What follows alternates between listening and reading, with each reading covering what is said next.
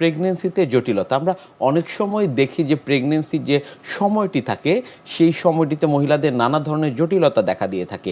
কোন কোন জটিলতাগুলো আপনারা বেশি দেখতে পান? অ্যান্টিনেটাল চেকআপে যখন মহিলারা আসেন তখন যেই মেইনলি চেকআপটা কেন আমরা করতে বলি, শুধু এই জটিলতাগুলোকে এড়ানোর জন্য অথবা জটিলতাকে আর্লি ডায়াগনোসিস করে তার ট্রিটমেন্ট করার জন্য। প্রাথমিক অবস্থায় প্রেগনেন্সিতে যে জটিলতাগুলো সেগুলো মেইনলি ব্লিডিং, একটু অ্যাবর্শনের দিকে বাচ্চা নষ্ট হয়ে যাওয়ার একটা ভয় থাকে, প্রবণতা থাকে এরকম। কিন্তু তারপরে সেকেন্ড ট্রাইমেস্টার অথবা শেষের দিক থেকে 5 মাস 6 মাসের পর থেকে যে জটিলগুলো বেশি পাই সেটা হলো প্রেগনেন্সিতে ডায়াবেটিস আসতে পারে, সেটা জেস্টেশনাল ডায়াবেটিস বলি আমরা। আবার দেখা যাচ্ছে যে আস্তে আস্তে প্রেশারটা বেড়ে যাচ্ছে, প্রেগনেন্সি হাইপারটেনশন। সেটা আবার বিভিন্ন রকমের হতে পারে, শুধু সিম্পল হাইপারটেনশনও থাকতে পারে, আবার একলামশিয়া, প্রি একলামশিয়া হয়ে একলামশিয়ার দিকেও যেতে পারে।